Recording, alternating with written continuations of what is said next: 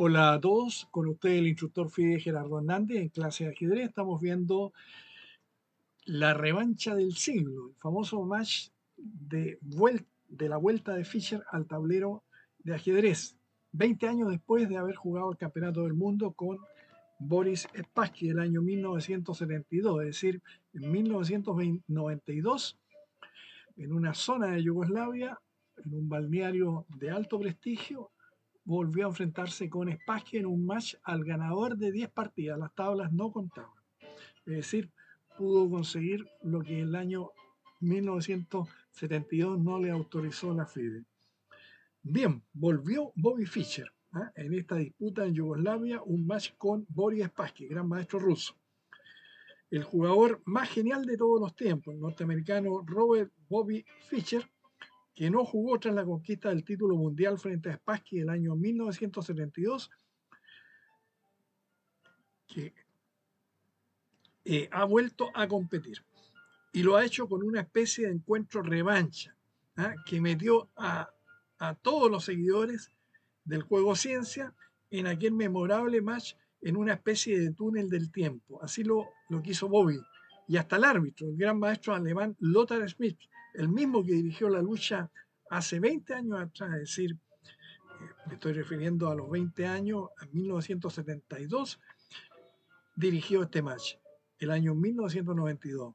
Y el entusiasmo del público en general, no solo de los aficionados, que siguieron con el máximo interés las incidencias del retorno del campeón que no quiso defender su corona el año 1975 frente a Karpov por no estar de acuerdo con la reglamentación de la Federación Internacional de Ajedrez, FIDE. Al parecer, el gran Bobby se había enamorado de la campeona juvenil de Hungría de 19 años y ante un posible matrimonio quiso resolver su economía. Nueva situación, nuevas obligaciones, porque Fischer, a pesar de rechazar ofertas millonarias, no nadaba en la abundancia. Precisamente cuando su prometida Zita Rajsanji comunicó al yugoslavo Kuba, director de la Olimpiada de 1990, que Fischer quería jugar un match, ni lo consideró este al principio. Pero cuando se vio que la propuesta era firme, hubo muchas ofertas. Filipinas renovó la oferta que había mantenido desde 1975 de 5 millones de dólares por un match con Karpov. De Alemania llegó otra, de 4 millones para enfrentarse al gran maestro alemán Hübner o Logrón. La propuesta elegida por Fischer fue la del director de la empresa Hugo Kandik, su director Jesdimir Basishevich le ofreció una bolsa de premios de 5 millones de dólares norteamericanos y le dejó coger su rival. Y Bobby se inclinó por el ex campeón Spassky, con el que ha tenido o tuvo muy buenas relaciones en los últimos 20 años. Ante la situación de boicot y bloqueo recomendado por la ONU contra Yugoslavia por la guerra que se sostenía entre las repúblicas que se separaron y la de Serbia y Montenegro, las autoridades americanas advirtieron a Fischer sobre el peligro de una sanción de $250.000 y pena de cárcel importante. Gran diferencia con la llamada el año 72, ¿no es cierto?, del entonces secretario de Estado de Estados Unidos, Henry Kissinger, para convencer a Bobby de iniciar su match en 1972. Pero Fischer, que no se dejaba influir por ningún sistema, dijo que solo podía escupir sobre aquella amenaza. Y lo hizo ante las cámaras de televisión. El Ministerio de Asuntos Exteriores de Francia vino a dar la razón a Fischer porque se trata de una competición individual, anunciando que Spassky no tendría problema alguno. El ex soviético en ese momento ya tenía la nacionalidad francesa. El match se celebró en Sveti Stefan, San Esteban, una especie de islote de Montenegro en el Adriático, reservado para turismo de alto nivel y donde acostumbraba a veranear el mariscal Tito. Será vencedor quien consiga acumular antes 10 victorias, recibiendo un premio de 3.125.000 dólares norteamericanos, en tanto que el perdedor recibiría 1.875.000 dólares americanos. A los 55 años de edad en ese entonces, el 92, Boris Spassky se ha asegurado un opulento retiro, al igual que Fischer contaba con 49 años. No nos olvidemos que cuando Fischer logró la corona de campeón del mundo, contaba a la sazón con 29 años de edad, todo un joven. Si tenemos en cuenta que el match del 72 solo alcanzó una bolsa de $125.000 y esto fue renovado por el doble, alcanzando la suma de $250.000 porque el millonario inglés Jim Slater dobló el premio establecido que parecía miserable a Fischer. Segundo, que el último match por el título Kasparov-Karpov del año 90 solo alcanzó 4 millones de francos suizos. Vemos que Fischer, quien solo con su presencia es capaz de despertar los mayores entusiasmos y de imponer la más alta cotización. Se utiliza el reloj ideado por Fischer en el match y hay partidas de excesiva duración, más de 7 horas. La sexta partida, Spassky acusó el esfuerzo y cometió graves errores en los juegos siguientes, después de haber puesto a Fischer ante serios problemas. La forma actual de ambos, y en especial de Fischer, dista mucho de lo que se tenía de la que tenía en 1972, pero hay que comprender que acusa un enorme desentrenamiento y una falta de hábito de competir de esa rutina que le da la práctica habitual, pero que está en rodaje. Esta es la impresión de las primeras partidas, lo cual no constituyó ninguna sorpresa, ¿no es cierto? Y ahora vamos a comentar la cuarta partida de ajedrez, que esta fue jugada el día 6 de septiembre del año 1992. No nos olvidemos, la primera partida la ganó Fischer, la segunda y la tercera fueron tabla, eso no cuenta. En este momento, al inicio de esta partida, Fischer iba ganando 1-0, es decir, le quedaban 9 victorias para adjudicarse la victoria final. Entonces, con las piezas blancas, Boris Spassky, y con las piezas negras, Robert Bobby Fischer. Damos inicio a la partida. Spassky inicia el juego con la apertura cerrada D4 y Fischer responde con D5. Normalmente las respuestas características de Fischer eran caballo F6 para entrar en los sistemas indios. Entonces D5, C4, gambito, este C4 del famoso gambito de dama. Y ahora Fischer nos sorprende con el gambito aceptado de dama. Por primera vez en su carrera, Fischer acepta el gambito de dama.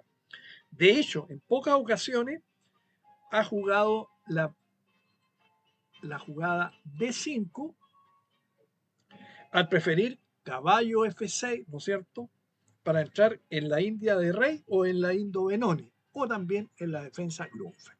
Entonces, tenemos D5, C4, D por C4, caballo F3, caballo F6, E3, E6, alfil por C4, C5, enroque corto, A6. Las alternativas son C por D4 o caballo C6, pero Fischer escogió A6. Spassky contesta con D por C5, aunque la jugada A4 o dama de 2 son las continuaciones más usuales. Spassky ha jugado con frecuencia esta continuación, que es una simplificación, a pesar de su inofensiva apariencia, tiene sus sutilezas.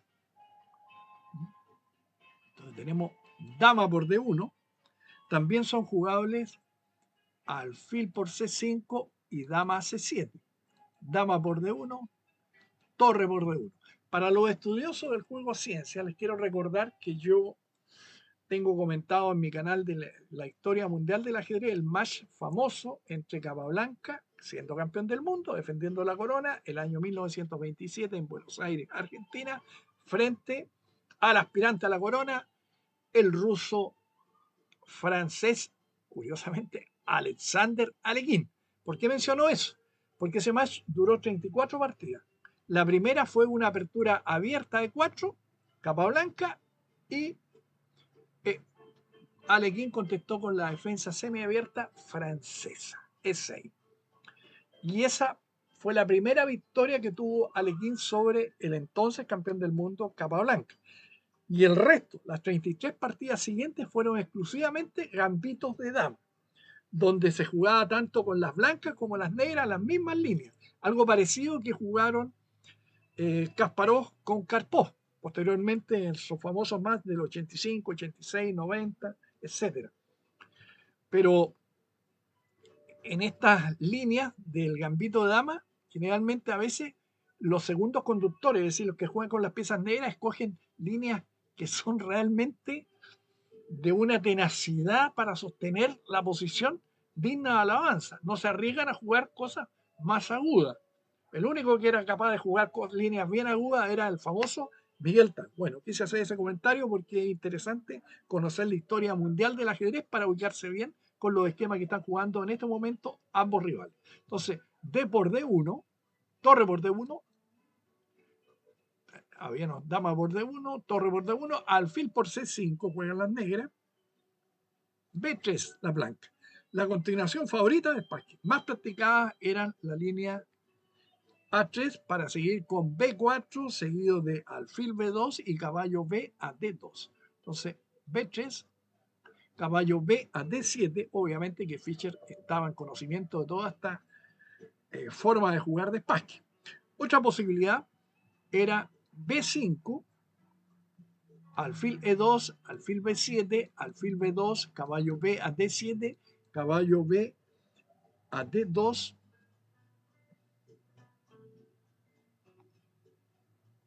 enroque corto, A4, B por A4, torre por A4, caballo B6, torre A, A1, A5, caballo C4, caballo por C4, alfil por C4, alfil por F3, G por F3, alfil B4, F4, torre F D8, rey G2, caballo E4 y tablas, según la partida Spassky-Portisch en Turín el año 1982. O en la movida 12, en vez de caballo B a D2, A4, B por A4, torre por A4, enroque corto, caballo B a D2, alfil E7, alfil A3, alfil por A3, torre por A3, caballo D5, torre D A1, caballo C5, torre A5, torre AC8 y torre C1. Y tablas, Spassky, Nikolic, Barcelona del año 1989. Bien, continuamos con la partida. Caballo B a D7 jugó Fischer. Spassky respondió alfil B2, B6. En la sexta partida de este match, como veremos después, a continuación, estamos viendo la cuarta, se continuó con B5, hizo Fischer. B6, caballo C3.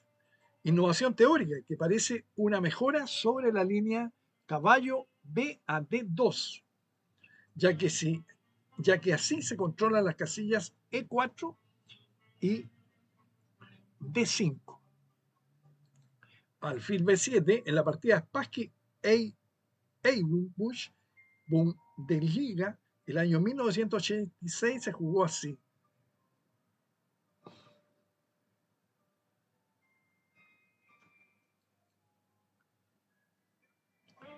Entonces caballo B a D2, alfil B7, alfil E2, torre C8, torre AC1, rey E7, caballo C4, torre HD8, A3, B5, caballo A5, alfil A8, caballo D4, caballo B8, A4, alfil B4, A por B5, alfil por A5, sacrificio de pieza por mejor posición, alfil A3, jaque, rey E8, B por A6, alfil D5, A7, torre por C1, caballo B a D7, caballo B5, torre A8, caballo D6 jaque, rey D8, caballo por F7 jaque, rey E8, caballo D6 jaque, rey D8, alfil F3 y las blancas acabaron imponiéndose, algo parecido a lo que va a ocurrir acá en esta partida que estamos viendo con un sacrificio de calidad en vez de sacrificio de pieza. Entonces, caballo C3, alfil B7, torre AC1, alfil E7, caballo D4, torre C8. Un error sería enroque corto debido a caballo por E6, F por E6, alfil por E6, recuperando la pieza con ventaja. Entonces, torre C8, F3, B5, alfil E2, alfil C5. Fischer, después de esta jugada, vuelve a cambiar de plana. Ahora dificulta el avance de 4 a la vez que opta por dejar a su rey en el centro. Rey F1, rey E7, E4, G5. En la sala de prensa, el entrenador de Fischer, el gran maestro Eugene Torre, anunció que esta iba a ser la continuación del norteamericano, lo que indica que habían preparado esta línea agresiva. La alternativa tranquila era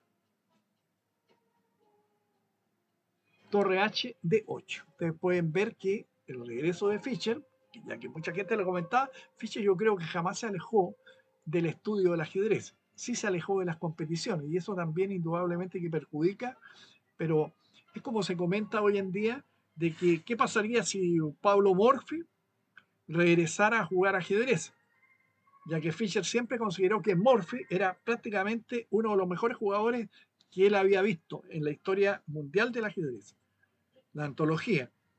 Y Fischer decía que había que darle a Morphy unos 6 meses de preparación y volvería a derrotar a los mejores jugadores del mundo. Eso es más bueno para que usted tenga una idea.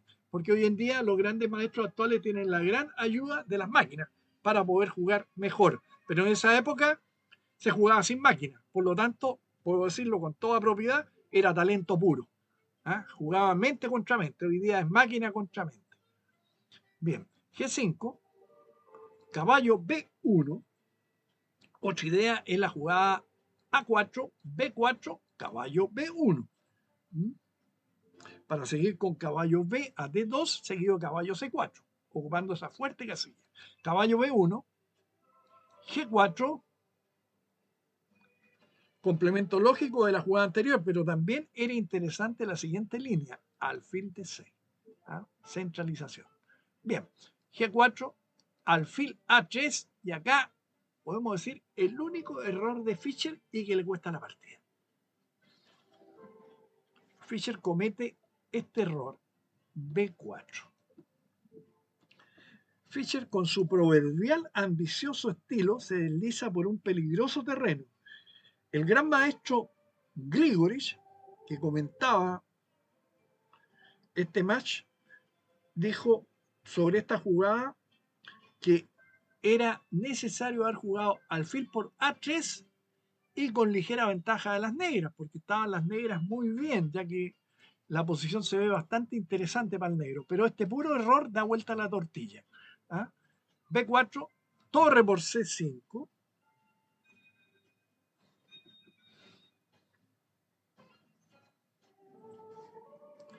Hermoso sacrificio de calidad.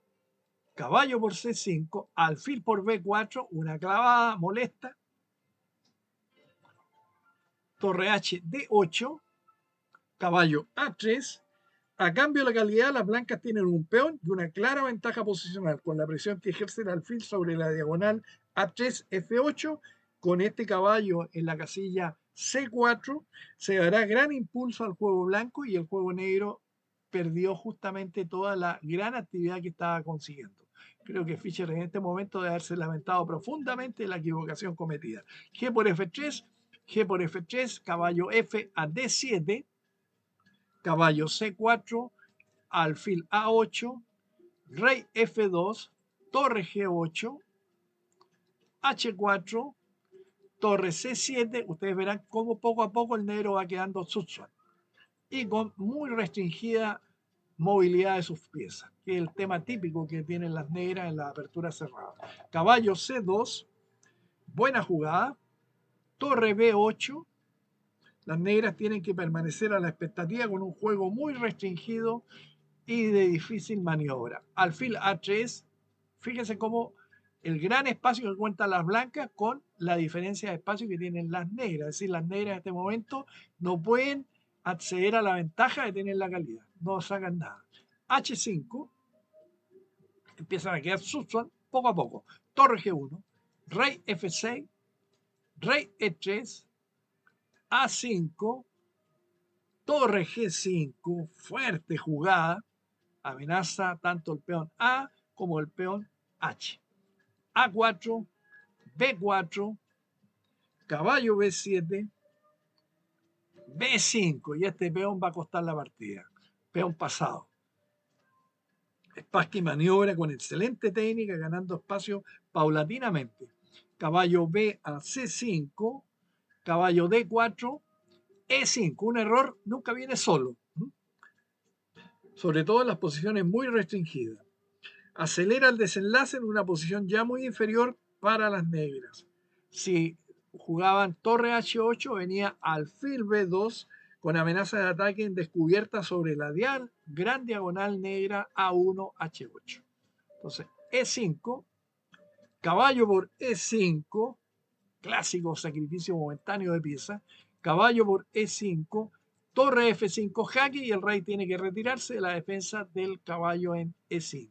Rey G7, torre por E5, caballo por E4, la última tentativa con la amenaza de jugar, si se captura ese caballo, torre C3 con actividad de las piezas negras, pero Spassky lo previene en forma magistral. Alfil D3. Evita el citado jaque y vemos que no vale ahora caballo F6 debido a alfil D6, ¿no es cierto? Sí, perdón, caballo C3 debido al alfil D6 ganando, recuperando la calidad con ventaja decisiva.